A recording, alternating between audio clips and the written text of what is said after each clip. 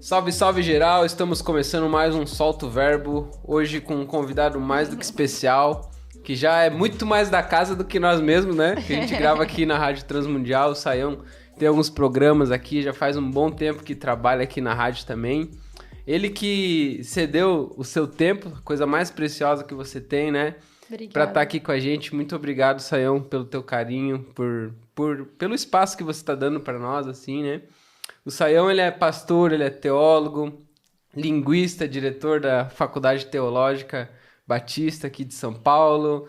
Ele tem 5 filhos e 3 netos, um que acabou de nascer, o netinho, né? Então seja muito bem-vindo ao Solta o Verbo. Para nós é uma honra muito grande ter você aqui, Sayão. Obrigado, Eric, obrigado, Larissa, é muito legal a gente estar aqui, né, e agradeço aí a honra do convite e que Deus ajude a gente aí, né, a pensar umas coisas um pouquinho mais complicadas aqui e um abraço para a galera que está conectada, ligada ou plugada aqui com a gente nesse momento. Legal. Amém. A gente queria começar esse podcast, né, no intuito, assim, da gente abordar algumas dificuldades, objeções com a Bíblia, né? Ontem, eu e o Eric, a gente estava assistindo um vídeo que era bem assim, 10 formas de você ir para o inferno segundo a Bíblia. E lá ele listava, né, 10 coisas e tinha vários que era, por exemplo, se você misturar tecidos, você vai para o inferno, né? E é interessante, assim, porque, de fato, quando você não tem nenhum conhecimento tão profundo com a Bíblia, você não consegue entender essa dificuldade assim com as leis que tem na Bíblia, né? Quais leis são válidas, quais leis não são mais válidas, o que era para a época, o que não é para a época, né? Então eu queria que você nos ajudasse assim também a entender essa dinâmica das leis, principalmente ali no Antigo Testamento, né? Olha, Larissa, o que acontece aqui é um negócio que a gente precisa, né? Eu tenho um ditado que é uma brincadeira, né? Que o pessoal fala que a ignorância é que atravanca o progresso, né? Então, quando, assim, você não entende do assunto, é pênalti batido no escanteio, né? A pessoa realmente fica bastante por fora, porque, assim, esses dias eu estava vendo a carta do Pero Vaz de Caminha, que foi escrita em português, né? E o pessoal lê não entende quase nada. Imagina só, uma carta em português, escrita na descoberta do Brasil há pouco tempo, a pessoa não entende. Imagine entender a Bíblia sem estudar e sem entender a realidade aí do mundo antigo, né? Então, o que acontece? Quando você vai ler a Bíblia, tem algumas coisas muito básicas. Por exemplo, nem tudo que aparece num texto que está contando uma história tem intenção de ser normativo. Um exemplo muito claro, por exemplo, aí a gente vê que nos momentos de dificuldades lá, Abraão mentiu dizendo que Sara não era a esposa dele. E isso está sendo contado o que ele fez. E isso não é parâmetro. Olha, o Abraão... Agora pode mentir, pode né? mentir, porque o Abraão está mentindo. Quer dizer, até a Bíblia nos mostra que Deus abençoa a vida das pessoas não por causa do que elas eram, mas apesar do que elas eram. Então, digamos assim, a pegada é outra. Então, porque eu já vi muitas pessoas também falando isso, né? As pessoas creem na Bíblia, mas a Bíblia tem estupro, a Bíblia tem incesto, a Bíblia tem isso, tem aquilo, então não é um livro sério. Mas não quer dizer que, né, que você tem que fazer aquilo, né? Mas só um registro das histórias, muitas vezes, mas né? você sabe que isso é que é legal, porque se a Bíblia fosse um livro fake, se a Bíblia fosse programada para poder, assim, ela seria um negócio muito mais romantizado e menos realista.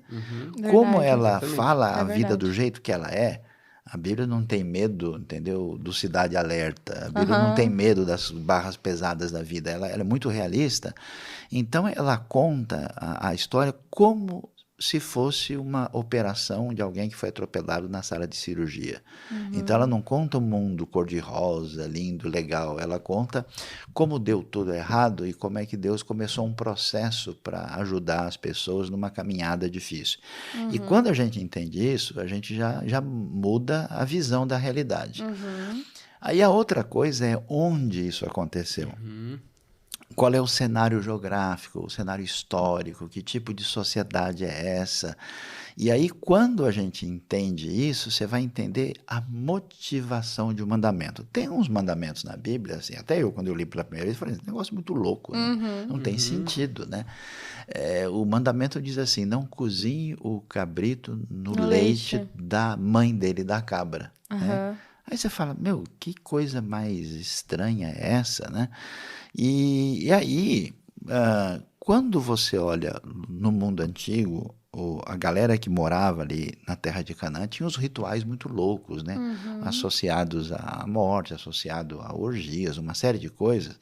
Então a chance maior é que esse mandamento foi dado para o pessoal não agir de uma maneira que ele se identificasse com aquele tipo de coisa que aparecia ali. Que o povo de Israel era para ser um povo diferente dos outros povos, né? Eles tinham que ter algo neles que fosse diferente. A ideia é não mais do mesmo, porque o mesmo deu ruim. É esse o sentido básico. Mas é interessante, se eu não me engano, acho que os judeus, eles creem nesse mandamento para os dias de hoje, né? Eles não misturam leite com carne, né? Eles entendem que isso tem valor para a saúde, né? Que isso é bom. Entendi. E alguns até dizem que porque você tem a digestão pior se misturar os dois, né? Então coloca em xeque aí o cheeseburger da galera, né? Ou a parmegiana, mas assim... Um estrogonofe. Nunca foi, né? Assim, a ênfase da Bíblia. Então a gente tem que entender esse cenário. Tem outro mandamento que diz, por exemplo, não corte o cabelo, no caso dos homens aqui, né? Do lado da têmpora, né? Por isso que você vê, os judeus têm aqueles cachinhos, os religiosos, né? Porque o religioso, ele segue aquele padrão sem questionar por que tal não tá. Por que foi dado isso aí? Porque antigamente o pessoal cortava o cabelo com pedra afiada e com um tipo de instrumento muito limitado. Então, se você vai fazer isso aqui do lado da têmpora, é perigoso. Então, você tem uma proteção que envolve o valor da vida. Quando você não tem esse cenário e não sabe o que está acontecendo, você tem as conclusões mais, assim, sem propósito, que você não entende, muito, né? Rasas, né? E eu acho que o mais doido, assim, a gente vê muitos, às vezes até influenciadores, né? Falando sobre esse texto sem ter um conhecimento mais profundo, né? Eu já vi pessoal falando, você se diz cristão, mas você usa poliéster, então já está condenado para o inferno. Gente, é um negócio que não faz sentido, né? E é bizarro isso, porque assim, uma coisa para o pessoal parar para pensar, né? Nunca foi ênfase da Bíblia inferno. É muito interessante isso. Havia mais interesse no inferno, no mundo pagão, do que no mundo bíblico. No Antigo Testamento nem tem referência a inferno. O que existe é uma ideia de justiça, e que essa ideia da justiça deve predominar, senão a gente vive num universo caótico e sem sentido, e que quando você chega no Novo Testamento, inclusive é curioso, porque Jesus falou mais de inferno para pessoas muito religiosas, é totalmente diferente do que o pessoal imagina. Nossa, a Bíblia é muito louca. É muito louco. E aí, qual que é o lance? Acho que o lance mais claro que você tem de inferno é a história do rico e do Lázaro. E é muito interessante, porque ali você vê o quê? Você vê que a ideia de inferno é a pessoa que não se permitiu entrar numa sintonia amorosa com Deus e ele se tornou refém de si mesmo. E refém dos seus próprios descaminhos, ao ponto de ele ter as consequências na vida pós-morte daquilo que ele plantou e está colhendo. E a ideia é tão interessante porque, olha o detalhe, né? Confira comigo no replay, né? Olha o detalhe do texto. O texto vai dizer que o cara é o rico. A coisa mais importante que existia no mundo do Israel antigo é ter nome. Esse cara não tem nome, porque ele fundamentou a identidade dele na riqueza. Então, quando ele vai para o lado de lá, só sobrou a definição de rico e atitude. Manda Lázaro voltar lá e fazer isso e aquilo. Quer dizer, o cara permanece sem noção, e eu diria assim que inferno, num certo sentido, é ser condenado a si mesmo. Você pode se tornar o seu pior inimigo. Então a pessoa continua depois da morte nessa situação na qual ele se inseriu. E enquanto o Lázaro, quem que é? O Lázaro não é ninguém. Ele é um mendigo. Agora ele tem nome. E Lázaro tem a ver com a palavra que tem a ideia de ajudar, de auxílio. E aí você vai ver, né, que a proposta, o jeito de ser, ele adquiriu uma identidade definida na sua relação de dependência e fé em Deus. Então, o pessoal tem umas ideias estranhas que, tipo assim, Deus tem alguns mandamentos malucos que não fazem sentido nenhum, e ele passou uma linha aqui, e quem pisar fora, ele detona. Meu, é muito doido isso, porque toda a proposta bíblica é uma proposta de mostrar para a gente que o homem se enfiou num caminho esquisito e Deus fez de tudo para dar aquela força e tirar o cara de lá. E aí tem um outro detalhe, né? Por exemplo, você assiste um filme e de repente você passa no meio do filme lá, você vê uma cena de briga, uma cena de violência ou uma cena exagerada, e fala, nossa, esse filme é horrível. Mas você só viu aquela cena. Você não sabe o papel da cena na construção da história. Então, eu gosto de ver aqueles filmes legal, que você isso. chega no final e fala, puxa, agora, nossa, eu pensei o tempo todo que aquele cara era o bandido. Quem diria? Foi esse cara aqui. Meu, isso é a morte no Nilo. Como é que é o lance? Nossa, eu nunca imaginei. O cara que estava junto, né? Era um amigo. Então, assim, se você lê a Bíblia no slide parado, você vai estar equivocado, né? Então, se você lê você vai entender para onde isso aponta, onde é que isso chega e o que isso significa no final. Aí você entende o final do filme. Então, nem tem discussão sobre inferno no Antigo Testamento. As leis não têm nada a ver com isso. Mas isso que você falou é muito legal, porque, né, toda vez que a gente pega um texto isolado e fala só sobre aquilo, para mim, assim, é uma das piores coisas que você pode fazer com a Bíblia ou qualquer outro livro antigo, né? Porque a Bíblia, ela tem ali um panorama, ela tem uma linha geral para você entender ela, né? Que é a criação, queda, redenção, consumação, enfim. E é isso que a fake news faz. Ela pega um pedaço de uma fala, desloca, diz, o cara aqui, ele falou que ele não gosta da mãe dele, mas ele tá contando uma história de uma época que ele não gostava, né? Agora você pega aquele texto, generaliza. Isso é uma visão bem positivista, né? Só aquilo que está posto, eu analiso aquilo, mas eu não vejo o contexto, eu não vejo o que tem por trás daquilo, né? Mas, por exemplo, a gente percebeu que, assim, os textos que a galera mais critica e mais cai pesado em cima, dizendo que a Bíblia é um Deus militar, é um Deus de morte, é um Deus que, se você pecar, você vai para o inferno, são textos que estão ali perto de Levítico e Deuteronômio, né? Aquela parte das leis ali. Que Deus, ele tinha um plano para o povo de Israel e ali ele estava estruturando, né? Leis cerimoniais, leis jurídicas, morais, né?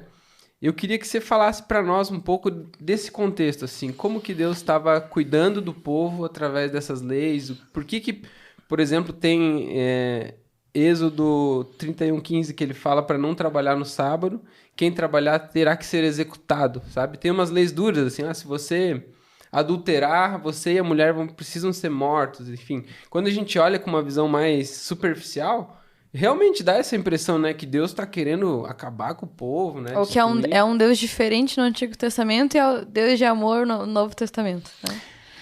Então, um elemento que a gente precisa considerar é que duas coisas assim. A gente, olhando Israel diante do cenário geral do mundo antigo, a gente percebe que as leis à sua volta eram muito complicadas, muito piores, e elas se fundamentavam numa ideia assim, você tem um monarca, o poderoso, que é divinizado, como no Egito, na Mesopotâmia, e qualquer coisa fora do quadrado, você tem uma proposta realmente muito mais pesada e indiscutível, né? Nem se questiona se isso poderia ser certo ou errado. Então, o contexto onde isso surge é um contexto diferente, né? Porque mesmo a pessoa que é cristã, que lê a Bíblia, lê o Sermão do Monte e vai ler o Êxodo ou o Levítico e fala, nossa, que é isso? Parece que está diferente, porque você tem um processo de caminhada daquilo que a gente chama de desenvolvimento dessa revelação. Muitas leis só são entendidas quando a gente entende que ela, como você mencionou corretamente, são chamadas leis cerimoniais, né? Essas leis cerimoniais, elas trabalham com a gente na base da teologia do Lego. Ou seja, Deus vai comunicar para um povo simples de tudo. Os caras são pastores do deserto. E a comunicação é concreta. Então, qual é o lance? O povo está desesperado, é escravo no Egito. sofrem lá, eles clamam a Deus e Deus liberta sem cobrar nada. E coloca diante deles se eles aceitam que Deus seja o Deus deles. Aí eles aceitam. Então eles entram numa relação de parceria, um contrato de amizade conhecido como aliança. Só que eles vão estar num contrato de amizade, Deus vai estar junto deles. E como é que eles vão conhecer a Deus? Deus diz, olha, eu vou mostrar para vocês o que quer dizer santidade, o que é uma vida diferente, o que é viver em favor da vida e não da morte. Aí você tem o lance do tabernáculo, com todos os detalhes, e junto com eles vem uma série de leis que tem a ver com esse simbolismo concreto do que significa essa relação com Deus. Então, muitas leis cerimoniais você lê, você não entende porque tem a ver com o contexto do deserto, tem a ver com o contexto dos outros povos, tem a ver com um trailer que depois vai virar filme, uma coisa que começou e vai chegar lá na frente, né? Até porque as leis ali que era para o templo específico, né? Quando a gente vai ver o finalzinho do filme, né? A gente vê que Jesus agora ele fala que ele é o templo, né? Exatamente, então. Então agora a gente já não precisa mais daquelas leis para o templo, porque, né, nós somos templo do Espírito Santo. Então, nesse sentido, aquelas leis para o templo não são mais válidas, né? Porque isso mudou conforme a história, tinha né? prazo de validade. E é exatamente essa a ideia que você entende quando você lê Hebreus, né? Estava dizendo isso. Agora, aí o pessoal fala, mas nossa, essas leis duras, como é que a gente vai entender esse cenário? Então, a primeira coisa importante, todos os povos da antiguidade tinham leis assim e muito mais severas do que essa. Então, para eles, o fato de Deus exigir essas leis era talvez até muito mais leve do que as leis que eles já estavam vivendo. Ah, com certeza. Você matava um cara porque sim. Porque o imperador, o dono, o rei e tal, resolveu falar, o cara não acabou. A segunda questão é que a gente tem um raciocínio um pouco diferente, difícil de entender no mundo de hoje, que é um raciocínio individualizado. O que vale é o indivíduo, a sua vontade, ele faz o que ele quer e acabou. E o mundo antigo sabia muito bem o que significa sobrevivência. E a sobrevivência é simples, né? A gente entendeu um pouco disso na pandemia, a gente entendeu isso em vários lugares, que é dizer o seguinte, se você priorizar demais a liberdade do indivíduo, você põe em risco todo mundo. Então, por exemplo, uma lei boba dessa, que o indivíduo, por exemplo, que estava com uma chaga terrível no corpo e que estava ali saindo pus, que a Bíblia chama de lepra, o que isso vai causar? Pode exterminar a população toda. Então, esse cara tem que seguir a lei. E essas leis eram duras, porque a ideia é que se o indivíduo quebra aquilo que sustenta a comunidade como um todo, toda a comunidade está ameaçada. Por exemplo, quando alguém vê que um indivíduo como Hitler foi condenado, né, pela justiça mundial, ninguém em senso comum vai admitir isso, ou quando alguém pega os carrascos do nazismo e vê o que aconteceu no tribunal de Nuremberg, ninguém diz, não, como assim, não matarás, né? E a gente vê em todos os regimes do mundo, você pega os regimes de índole marxista, o que aconteceu em Cuba, em outros lugares, até mesmo em democracias do mundo, chega uma hora que o indivíduo que ameaça de maneira definitiva a ordem social, ele é lhe tirado o privilégio de continuar entre os mortais. Então, isso não é uma coisa da Bíblia. Aliás, a Bíblia faz um caminho diferente. Ela faz um caminho no mundo antigo de suavização dessa violência, no sentido em que o indivíduo ele só era executado não por causa do desejo de um ser divino que era o rei, o monarca, ele era executado quando o que ele estava fazendo, no contexto, era ameaçador. O sábado era um negócio muito especial, por quê? Porque o mundo antigo vivia de sugar o sangue de escravo. E como é que o escravo vive? 24/7. Para quem vai servir uma lei de descanso? Para o rei e para o pessoal do palácio? Não, é para o povão. Então, o tempo adquire uma dimensão sagrada de tal maneira que ele é reservado a uma situação especial de reciclar a pessoa de uma maneira especial na sua relação consigo mesmo. A tradição judaica diz até hoje, é proibido não se alegrar no sábado. E você entrar na dimensão consagrada e retomar a sua vida. Do contrário, todo mundo vai ficar louco, ou todo mundo vai morrer escravo. Então, a dimensão disso era muito mais profunda. E o problema não é só do indivíduo fazer ou não fazer, o problema é que ao quebrar isso e colocar isso diante de toda a comunidade, naquele contexto a ameaça era muito séria, né? É como, por exemplo, no começo da pandemia. O que significa colocar um pedacinho de pano na cara? Imagina que você criticado por isso, eu ponho, não ponho. Por que eu tenho que passar álcool na mão? Né? Por que eu tenho que fazer o que foi feito na gripe espanhola? Nossa, porque aquilo tem uma dimensão que você não entende. Então não é um capricho da divindade. O foco, como diz o mandamento, é para que vivas. Olha que coisa interessante. Essas dimensões aparentemente de violência irrefletida, pense comigo o mundo antigo. No mundo antigo não existe a crítica desse conquistar violento. Pelo contrário, os povos diziam, eu estou vencendo e estou carregando a cabeça do meu inimigo. É outra coisa, né? Assiste o seriado Os Vikings. Era algo a ser aplaudido, né? Nossa, assiste os Vikings aí, pega o Netflix, dá uma olhada, assim, assiste uns 2 episódios e bem-vindo ao mundo da realidade pré-cristã. Como é que o mundo vivia e pensava. Aí, nesse cenário, todo mundo associa a coisa, né? Aí, dessa maneira.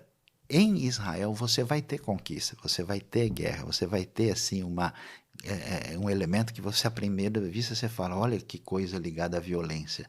Só que em Israel tem apenas a ideia de que você vai ocupar uma terra que era dos seus antepassados e você vai ocupar uma terra com um propósito específico e que tem a ver com a sua sobrevivência.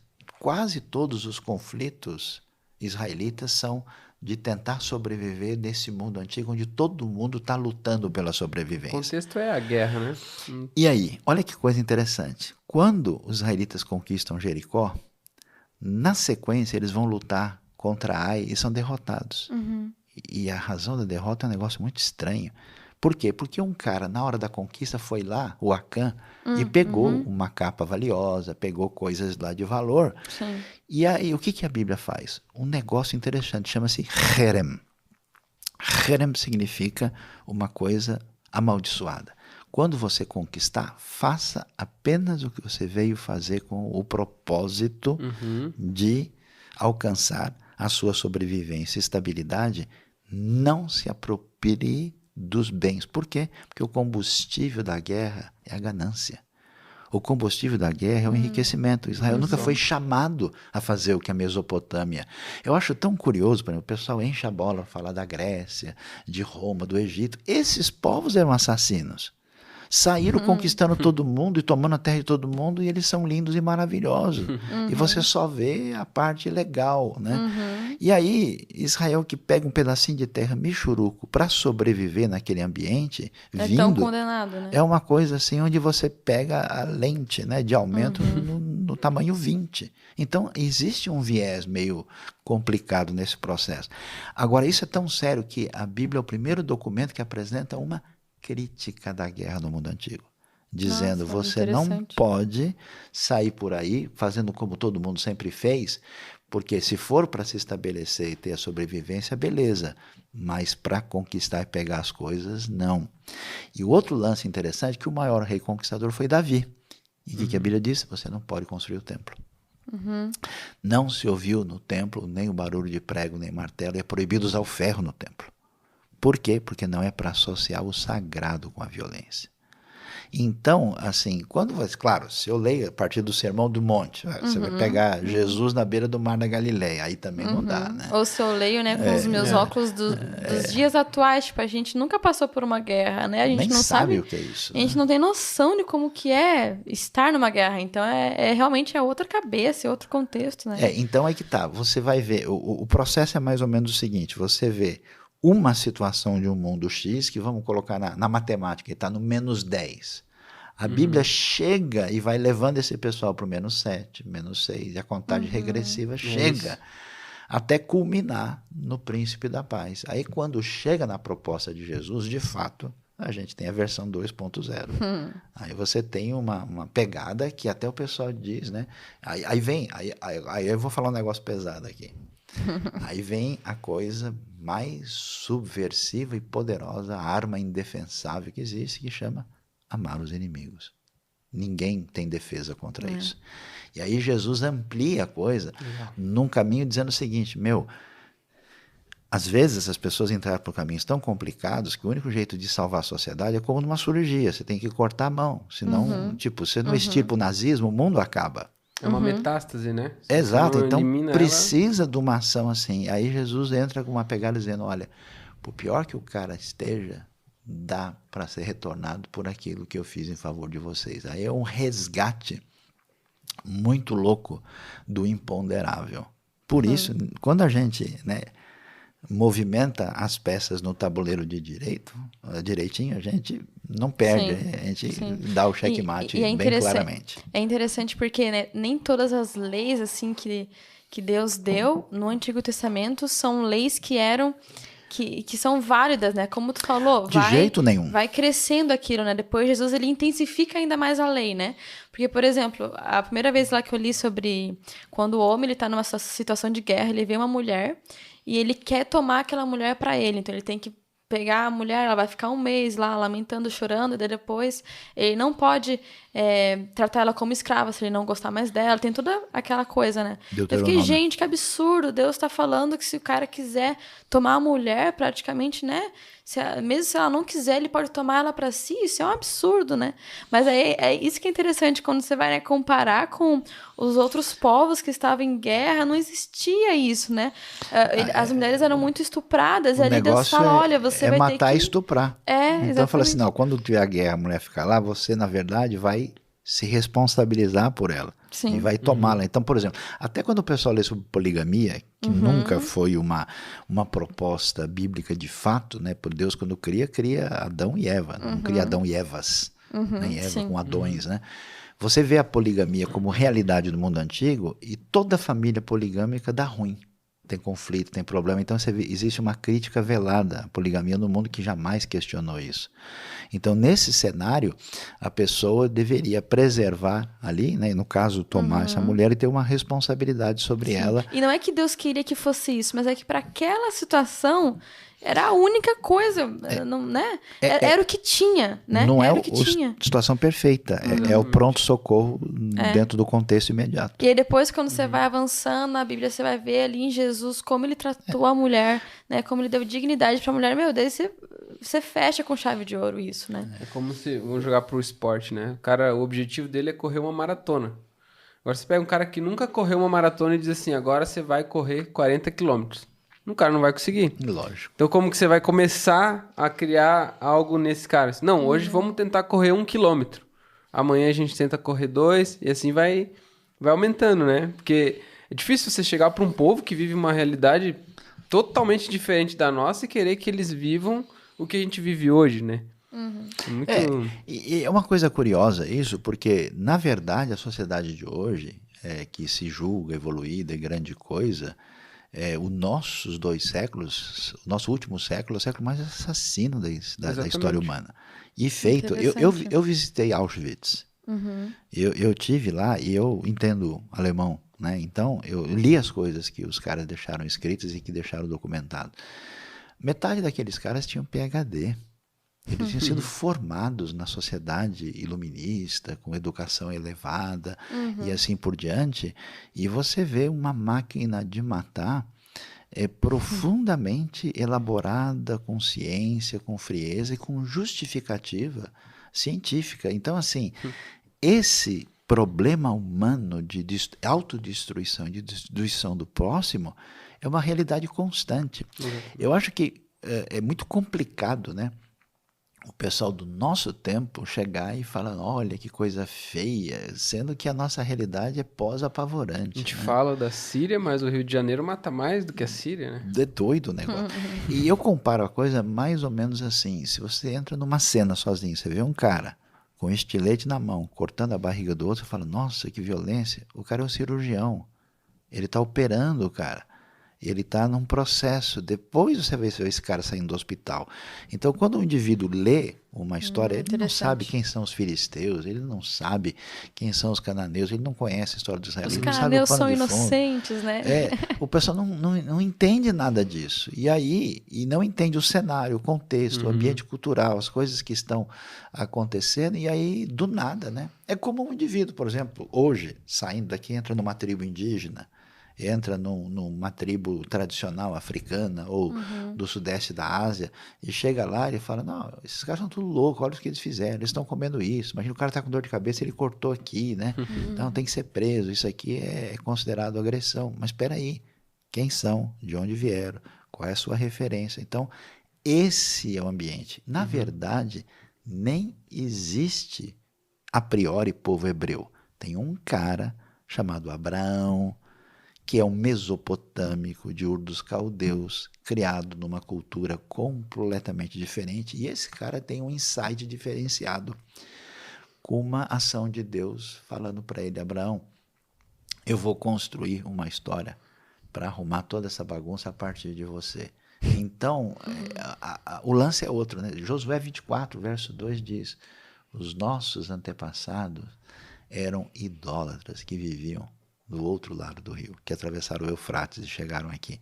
Então aí o cenário é muito diferente. O pessoal... E mexe muito com a nossa cabeça, né? Eu lembrei uma vez, a gente estava numa aula lá de teologia, aí um professor falou que Abraão era pagão. Meu caneco, todo mundo saiu assim, aquele dia, todo mundo, meu Deus, esse professor tá louco, tá falando que Abraão era pagão. Abraão era membro da primeira igreja evangélica de Ur, né? Era diácono lá, né? Inclusive ficava na porta da igreja dando bronca nos adolescentes e tal. Mas, sabe, eu acho isso tão precioso, porque a gente vê uns textos, né? A gente fica, meu Deus, que horror. Aí depois, quando você vai, né, entrando, eu acho que tem uma beleza nisso também, né? Da gente ir vasculhando o texto e encontrando coisas. Porque se fosse tudo assim, tu entendesse tudo de primeira também, né? Não tem eu vou dizer uma coisa aqui que graça. acho que ajuda a gente a entender. Além disso, né? Existe muita coisa na Bíblia que você, para poder entender, além de ser bom se a pessoa pudesse falar grego e hebraico, né? Então, se a pessoa entender hebraico, ajuda muito, né? O grego diz lá, se souber grego também vai ajudar muito, né? Porque senão fica tudo opinião da boa vontade. E aí complica o meio de campo. Que eu né? acho que é, né? Ou fica só dependente, às vezes, do que o pastor fala. Fica né? de orelhada, né? Aí o negócio não rola, né? Aí quando você conhece isso, você conhece a natureza da literatura bíblica, você vai perceber que muita coisa que parece ser, por exemplo, até mesmo essa questão da conquista de Canaã, de Israel, parece que muita coisa ali é muito mais hiperbólica e metafórica. Porque você vê o texto falando um monte de coisa, você chega na página seguinte, o pessoal que deveria ter sumido está ali. Então, a gente vai descobrir que certas coisas que a gente à primeira vista entende não é bem assim. Por exemplo, Jesus disse bem claramente, se o teu olho faz pecar, arranca. E joga fora. Se a tua mão faz pecar, corta. Agora, bom, olha que violência, Jesus está mandando os caras se mutilar, como assim? Que loucura. Como é que a gente sabe que isso não é literal? Além de você ter recursos literários para entender isso, mas tem uma coisa muito básica que qualquer pessoa vai entender. Os discípulos não cortaram a mão e nem arrancaram os olhos. E eles estavam ali todo dia com Jesus. Se fosse para isso ser uma coisa literal, era para Jesus chegar no dia seguinte, e aí, que vocês estão me vendo por quê? Não arrancaram ainda? E por que não acontece? Porque isso era metafórico. Por que foi dito isso? Para dizer, olha, a renúncia ao seu egoísmo, a renúncia à sua vida autossuficiente, independente, desconectada de Deus, ela é algo tão importante, tão sério, que é como se você tivesse que arrancar uma mão. Ou seja, você tem que entender, fica à vontade. Se você quiser seguir outra parada aí, não tem problema. Mas comigo, a pegada é outra vai exigir essa renúncia. Aí você entende o cenário. Então tem muita coisa que aparece no texto que é hiperbólico, que vai além disso. Imagina só, se eu escrevo hoje um bilhete para vocês, né? Vamos dizer que a gente marcou e por acaso vocês não chegaram, eu falo, olha, quando a gente marca, eu não gosto de que você atrase um século Porque eu já falei mais de 1000 vezes que isso não pode acontecer. Aí daqui a 100 anos um cara acha isso, olha, as pessoas falavam 1000 vezes. A pessoa ficava esperando o outro um século. Nossa, isso aqui são gigantes mitológicos, eles deveriam viver 20 mil anos, porque só para esperar um outro era um século. Porque o cara não se liga que isso é uma linguagem metafórica. Então, vários textos bíblicos têm... Apocalipse. Olha só a doideira do próprio inferno. Como é que a Bíblia descreve o inferno? Descreve que são trevas densas, escuras, trevas exteriores. Tem um fogo que arde, né? Um lugar que arde como fogo e enxofre, e o seu bicho não morre. Como é que o bicho fica no fogo ardente e o bicho não morre? E esse lugar tem fogo e é escuro? É lógico que isso é metafórico. É claro que você tem uma realidade dessa ruptura com Deus que é revelada e detalhada no Novo Testamento, e principalmente por Jesus, e que não tem um lugar físico, o inferno. Esse dia eu vi uma coisa maluca aí, que alguém cavou um buraco na terra e escutou o grito dos caras que estão no inferno, no fundo do buraco. Tem uns loucos que querem achar, tipo, onde tá os portais do inferno, né? Exato. Eu já vi na televisão, eles vão em vários países pra cavar. Muito doido esse negócio, né? Então, e aí você vê que, de novo, né? Se a gente não sabe o negócio direito, dá ruim. E aí tem um problema mais sério. É quando a pessoa não sabe, ou sabe mais ou menos, ou faz de conta que sabe, e usa aquilo para finalidades particulares, utilizando e manipulando textos quando é do seu próprio interesse. Aí, sinceramente, não Se rola. observa, né? que até alguns dos textos que a gente viu a galera criticando, é nítido que você vê a posição política da pessoa que tá publicando aquele texto, né? Então, além de criticar o texto, na realidade, isso talvez seja de menos, mas ele tem uma intenção política por trás, né? É um viés a priori, né? Mas uma coisa que eu queria falar é que hoje, quando a gente ouve a palavra não, quando a gente ouve a palavra lei, quando a gente ouve a palavra mandamento, para nossa geração já é algo pesado. Tipo, nossa, uma lei, um mandamento, um não. Você já fica tipo Pecado. assim, nossa, coisa chata, né? Que coisa ruim.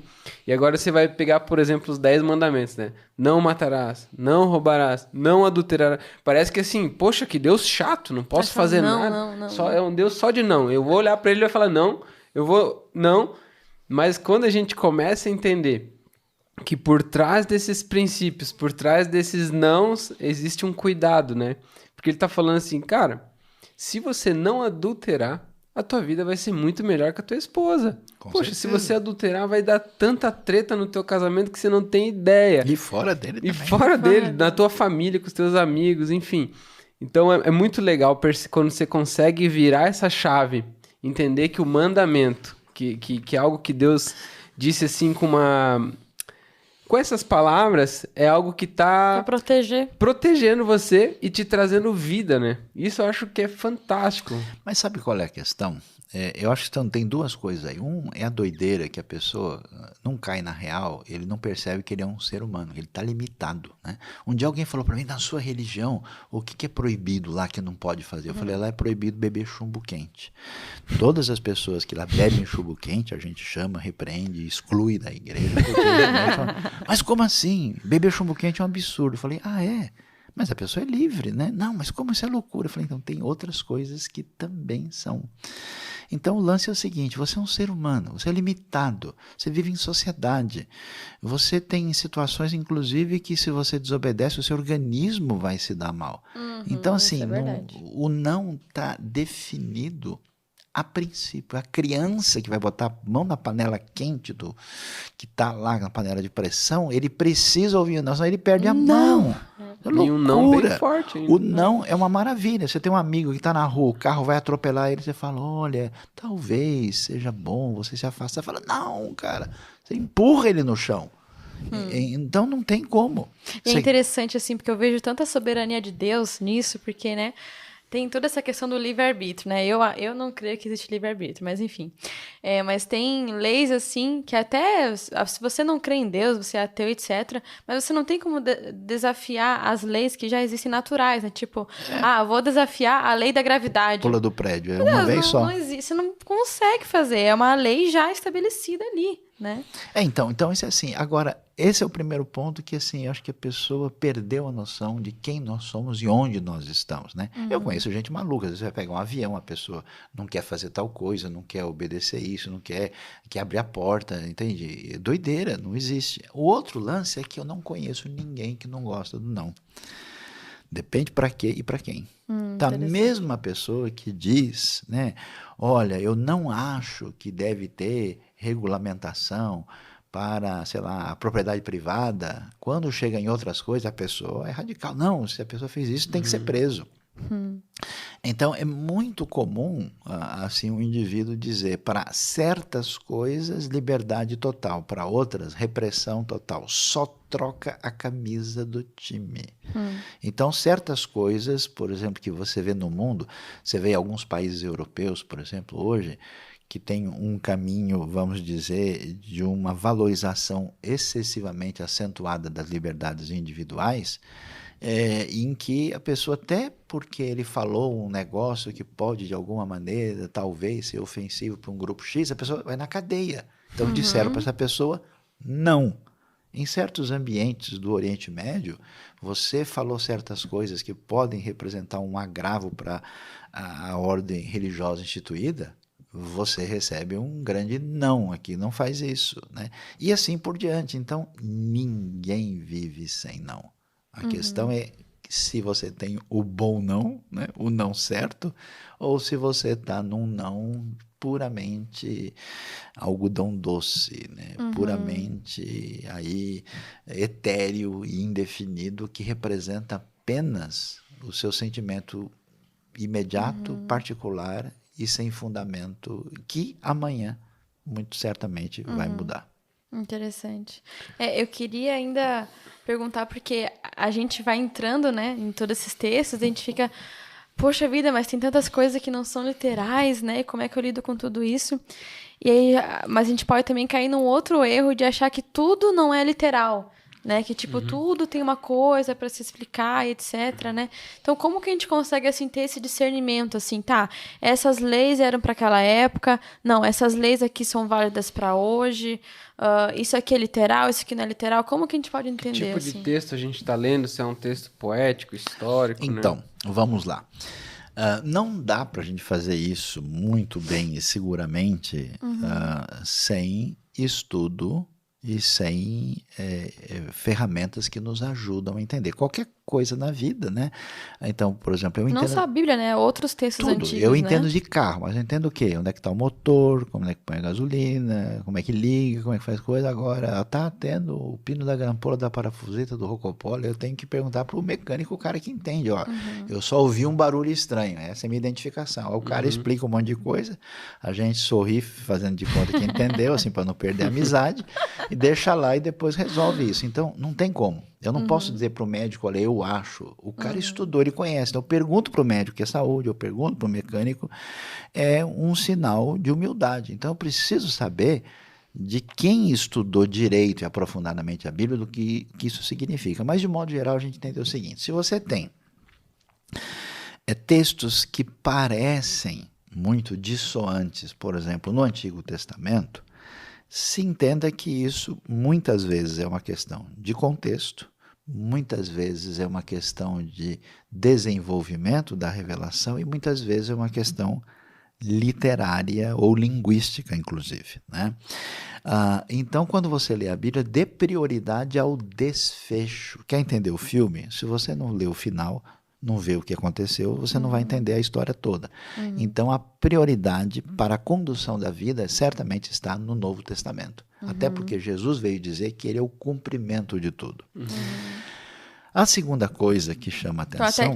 até às vezes, quem quer começar a ler a Bíblia, algo muito interessante é começar pelo Novo Testamento, Com né? certeza, com certeza. Pra depois ter essa ótica para o restante. Né? A não ser que a pessoa seja de pano de fundo judaico, né, e foi criado no entendimento do Antigo Testamento, ele pode fazer o contrário. Mas quem vem desse ambiente, é muito mais fácil você entender Jesus e o Novo Testamento do que você começar a ler Deuteronômio, né, ou primeiro Crônicas, que tem porque muitos 9 capítulos de genealogia. Imagina. Pensa e fala, isso aqui é só escalação. Até né? porque muitos textos do Campeonato da Antigo época. Testamento, eles estão apontando para Jesus. Sim, Então, sim. como é que você vai entender? Tá apontando para Jesus, mas quem que é esse Jesus? Então, legal entender quem é esse Jesus. Com toda certeza, porque é a referência fundamental e central da Bíblia. Né?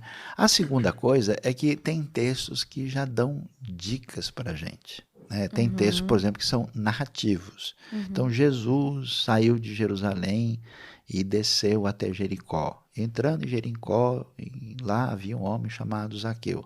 Jesus é Jesus, Jericó é Jericó, desceu, você vai ver pela topografia de Jerusalém para Jericó, são cerca de quase 40 quilômetros, de uma altura de 800 metros para menos 300, a cidade está localizada, Zaqueu, ele é um cobrador de imposto, então você tem uma referência muito concreta numa narrativa nítida. Mas você abre Isaías 55, fala, as árvores do campo baterão palmas, Isaías 55, 12. Árvores que participam de shows, assim, não são muito encontradíssimas. Não tinha nenhuma árvore no Rock in Rio, né? Pois é. Ou se tinham, estavam no estilo mais tradicional de Ou comportamento. quem viu essas árvores devia ter usado alguma coisinha. É claro, diz que os montes vão saltar como carneiros e que as árvores vão bater palmas. Lógico que esse Ou os texto é elogios poético. de Cantares, né? Pois é, com uma égua do carro de Faraó. Uma égua. Do carro de Faraó, né, uma amiga minha. Né? Então, é muito compreensível que textos poéticos, muitos dos textos proféticos e um texto apocalíptico, eu vi uma besta que surgia do mar, não é o Godzilla. Isso tem um significado. Então, como esses textos, por definição, eles são textos metafóricos, ou textos simbólicos, você precisa descobrir. Mas descobrir como? Não é para você olhar e falar, eu acho que a árvore batendo palma e a seleção brasileira, porque a árvore é verde, o Brasil também é verde, vai ser a Copa do Mundo. Não, você vai tomar 17-1 da Bíblia. Não vai dar certo isso, né? Aí você tem que ter a referência de quem conhece. E aí tem boas bíblias de estudo, tem bons dicionários e comentários bíblicos que são material de estudo técnico. Quais que você indica aí pro pessoal? Inclusive, Então, você tem uma Bíblia, né? Com comentários seus, né? Sim. Bíblia brasileira, né? Então, a gente, na verdade, é um comentário de 60 participantes, né? Essa Bíblia Brasileira de Estudos é bom, e até porque a vantagem da Bíblia Brasileira é que, assim, ela é feita para a gente que está com a cabeça de Brasil, né? Então, por exemplo, a Bíblia tem escravidão, tem história do Brasil, tem escravidão, existe contato, né? A gente tem textos que falam tipo de sobre escravidão isso. a gente está falando, né? O que acontece? Será que o Castro Alves, né, poderia entender? O Dom Pedro II lia a Bíblia, o que ele achava? Tem várias conexões interessantes. Legal. Você tem uma Bíblia muito boa também, que a editora Vida Nova publicou, chamada Bíblia Shed, né, que vale a pena, e a Bíblia NVI de estudo. Essa é muito boa. 3 que eu mais... Porque tem aquela arqueológica também que eu gosto bastante. Excelente. Nossa. Bíblia de estudo arqueológico, excelente. Ela ajuda a dar o pano de fundo. Geográfico, cultural. E muito do que a arqueologia mostrou pra gente, o que significava uma série de coisas, né? Eu vou muito para Israel e eu faço algumas viagens desse perfil arqueológico e é muito legal o pessoal ver, puxa, agora eu entendi, né? Porque a pessoa tem, vamos dizer, a Bíblia em 3D, né? E esses elementos são interessantes. Aí você tem essas Bíblias, por que elas são interessantes? Porque elas não são Bíblias de uma torcida específica. Sem querer desmerecer ninguém, você vai ter uma Bíblia, por exemplo, católica, uma Bíblia evangélica, pentecostal, presbiteriana, Bíblia do pregador, batista. Bíblia do não sei o quê. Ela tem um foco, ela tem um público específico, ela trabalha com aquele viés. A Bíblia Shed, A Bíblia NVI de Estudo e a Bíblia Brasileira não tem cor denominacional específica. A ideia é interagir com o texto sem levantar uma bandeira particular. Legal. Então ajuda. O Novo Dicionário da Bíblia, esses materiais... E quais comentários bíblicos o senhor indica? Olha, a gente tem bons comentários, e pelo menos em 3 editoras principalmente. A gente tem na própria Edições Vida Nova, na Casa de Cultura Cristã e na editora Esperança, que são os que eu mais assim conheço. Alguns comentários da Vida Nova, numa série chamada Cultura Bíblica, que é bem conhecida, alguns são um pouco elementares, porque é muita coisa para comentar em pouco espaço, mas alguns são bons. Agora, a Vida Nova publicou alguns comentários maiores que são extraordinários, e a Casa de Cultura Cristã, especialmente comentários do Hendrickson, e alguns que são melhores assim, porque eles gastam mais tempo, né, ali para explicar certas coisas. O comentário Esperança eu gosto bastante, né? Esperança A gente gosta, a gente usa e é bastante. traduzido do alemão, né? Alfred Pohl e alguns outros,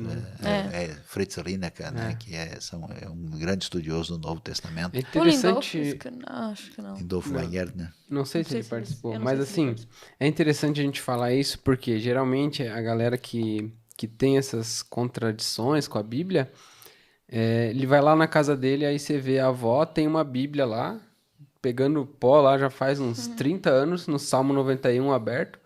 Aí o cara vai ler aquela linguagem da Bíblia, eis que dar-lhes-vos-ei, ele não vai entender nada. Ósculo né? santo. Então, é legal a gente falar que hoje tem Bíblias que você consegue entender, né? Você vai pegar a Bíblia, você vai entender o que está lá. E o que você não entender na primeira mão, na parte inferior da Bíblia vai ter um espacinho que o comentarista vai estar escrevendo lá, ó. Aqui, nesse contexto, ele queria dizer isso. Então, fica muito mais fácil para você entender. Você participou da NVI, da tradução? Eu fui o coordenador geral da NVI. Ah, legal. O principal articulador de todo o projeto. Eu participei como coordenador geral da NVI, nova versão internacional. Que é uma das traduções, né? Nova versão. De versões, desculpa. E é muito, muito boa. Para mim, a aspectos. NVI é melhor. E eu também fui o responsável exegético da versão Almeida 21. Olha só que né, legal. que também é uma versão muito utilizada. Eu digo que é a NVI tradicional, né, o jeitão dela. E participei também como responsável último do ponto de vista exegético de línguas originais da versão A Mensagem. Ah, que legal. A É o mensagem- Eugene Peterson, né? É isso. A mensagem, então... É uma interpretação, né? Então, Não sei se é interpretação que na fala. verdade, todas as versões passam por isso. Que às Sim, vezes você, quando vai traduzir literalmente, você está interpretando algo porque aquele literal não significa o que significa aqui, né? Por exemplo, em Tiago 1:2 diz, meus irmãos, está sendo falado, não tenham a fé no nosso Senhor Jesus Cristo em acepção de pessoas, né? Quem lê isso não entende, né? O literal, ele é inadequado porque em português duas Precisa negativas em outras línguas viram uma afirmativa, né? E aí quando você vê Tiago, você tem um texto que diz: tem de grande alegria ou gozo quando caíres em várias tentações. Claro que esse literal está errado, porque tentação nesse contexto chama-se provação. E aí a pessoa, né? Então assim, agora a mensagem é uma outra coisa que o pessoal precisa entender. A mensagem, por um lado, a pessoa tem que entender que ela não está traduzindo a coisa de uma maneira que você acompanha o texto tão diretamente, mas ela faz um processo que, principalmente o pessoal que tem dificuldade com esses textos complicados, vale a pena dar uma olhada, porque ela faz o seguinte: qual é a dificuldade de traduzir a Bíblia? É que aquele mundo romano, grego, persa, babilônico, egípcio, cananita, filisteu não existe mais. E nem aquela realidade. Então, algumas expressões e figuras que aparecem lá, elas são incompreensíveis para quem está vivendo no século XXI, especialmente no mundo urbano. O que o texto faz é entender aquela figura e trazer numa paráfrase o significado daquela figura no ambiente de hoje. Por exemplo, João Batista encontra Jesus. Jesus vai ser batizado e quando Jesus chega, João Batista diz: ó, esse é aquele que eu não sou digno nem de desatar a correia das suas sandálias. O que se eu for com vocês, sei lá, num banco aí, no Carrefour, no shopping, e fala que eu não sou digno de desatar a correia da sandália. O cara, mas você trabalha em alguma loja de calçados, você está vendendo sandália, por que você não pode... No mundo bíblico, as pessoas usavam sandálias e os pés delas ficavam empoeirados. Quando você chegava na casa de alguém, você não mandava sentar e não servia um cafezinho. Você lavava o pé da pessoa. Então, quem se colocava numa posição de humildade para elogiar o outro, o que ele fazia? Ele desatava a correia da sandália para lavar os pés e receber a pessoa com cortesia e hospitalidade. Só que essa realidade não faz sentido, entendeu? Na Avenida Hoje a gente Paulista. usa tênis, né? E ninguém faz isso. Ninguém chega na casa do outro e fala, deixa eu lavar os seus pés aqui. Eu falei, por quê? Você acha que eu tenho freira? Como assim? Aí... Hoje seria uma ofensa, É né? um negócio, você está falando o quê? Você está xingando, por acaso, está cheirando mal, né? Está incidental, dá talco granado, né? Como assim? O que a mensagem faz? João Batista chega diante de Jesus e diz, esse é o protagonista diante do qual eu não passo de um mero figurante. Ah, que legal. A ideia, Ele ela pega a é... ideia e explica de uma outra forma. E reveste para uma coisa que tem sentido no contexto antigo. Porque uma pessoa que nunca viu nada de Bíblia, quando ele começa a ler, ele passa por tanta coisa desconhecida, a terra de Zebulon e de Naftali, o Jordão e a Galileia, como disse Isaías. Ele fala, não sei o que é Isaías, não sei o que é Miqueias, não sei o que é Naftali, não sei o que é Jordão. E aí ele fala, cansei.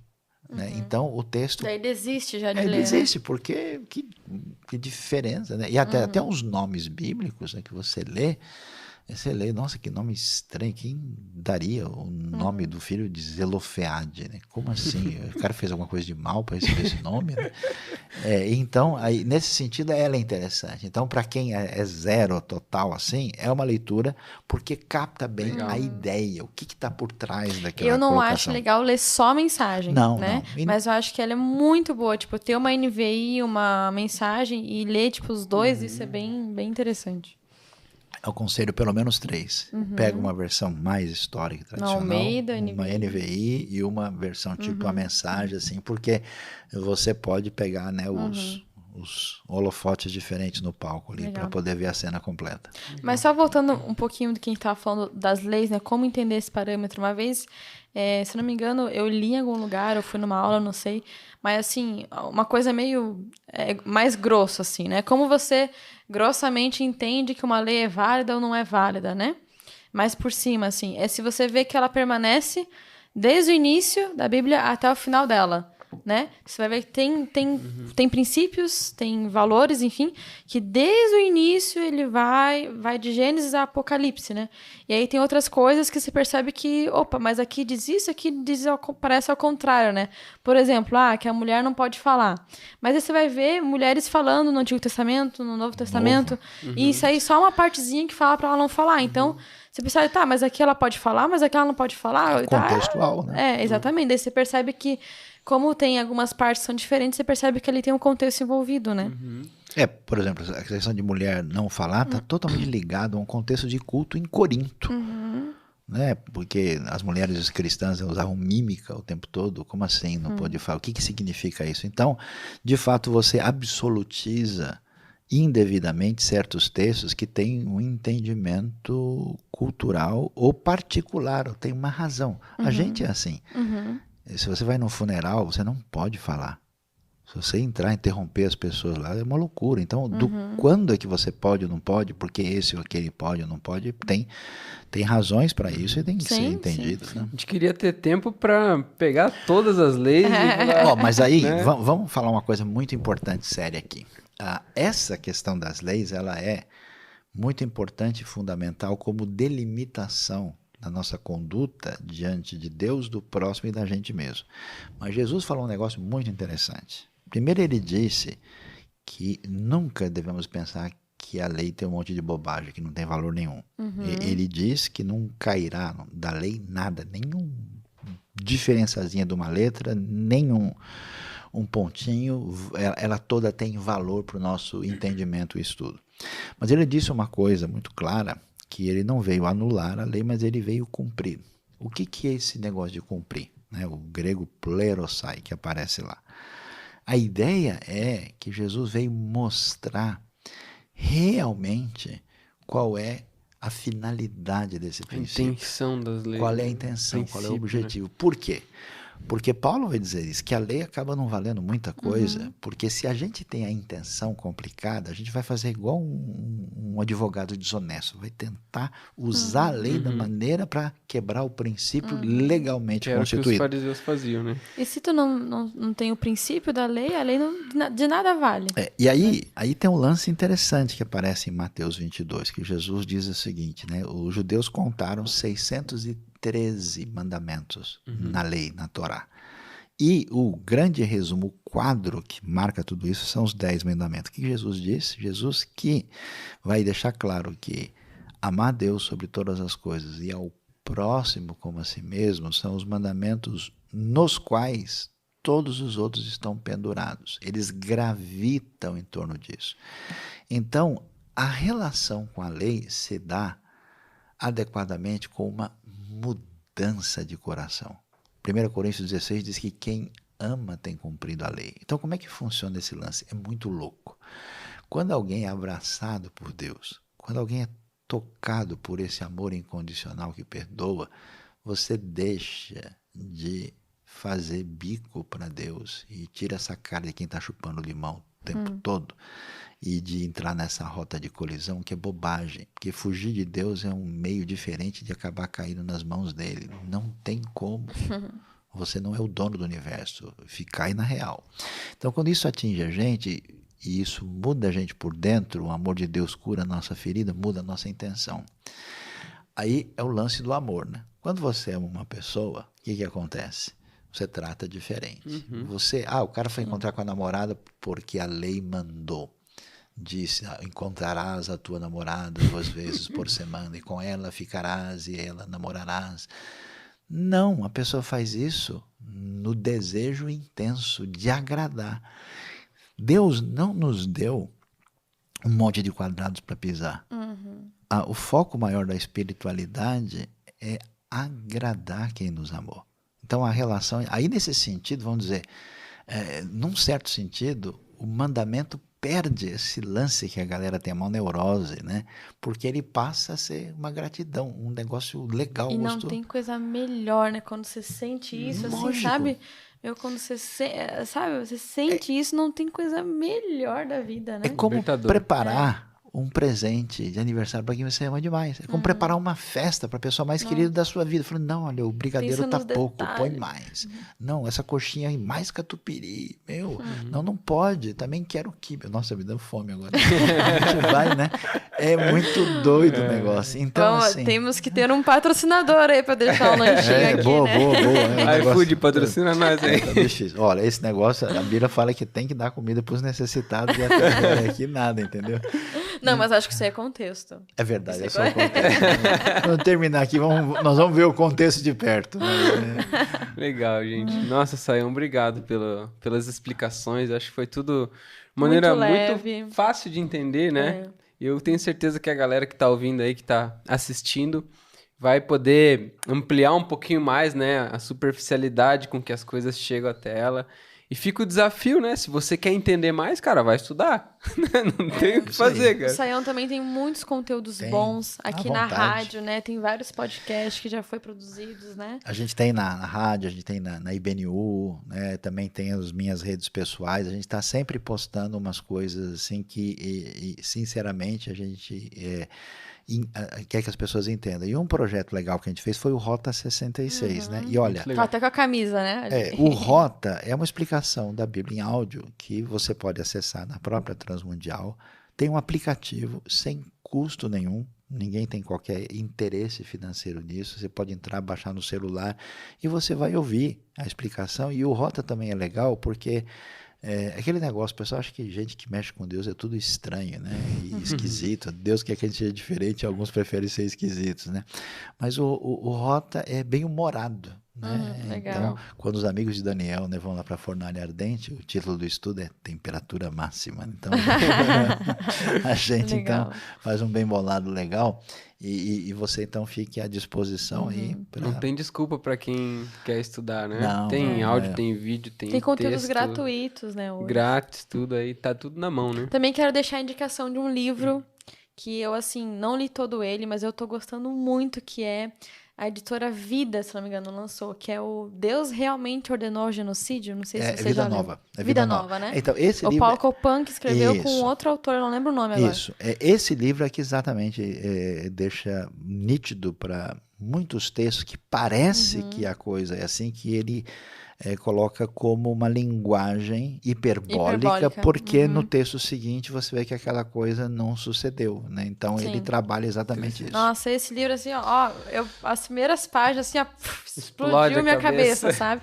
Ele fala justamente sobre essas partes das mortes ali, toda essa matança no Antigo Testamento, né? Mas é isso, muito obrigada, Sayão. Prazer. Também fica aí o estímulo para você que está assistindo, para você ir atrás, né? Buscar conhecimento. A gente deixou várias indicações aqui. Isso aí, achou que era fácil, agora vai ter que se puxar, né? Bom, valeu, Obrigado, Eric. Sayão. Valeu, Larissa. Deus abençoe vocês aí. Um abraço pra galera aí, ó. E continue firme aí. Saiba que nada é mais impactante do que o amor de Deus na nossa vida e a gente sintonizar no poder maior. Amém. Deus abençoe. Valeu, gente. Até a próxima.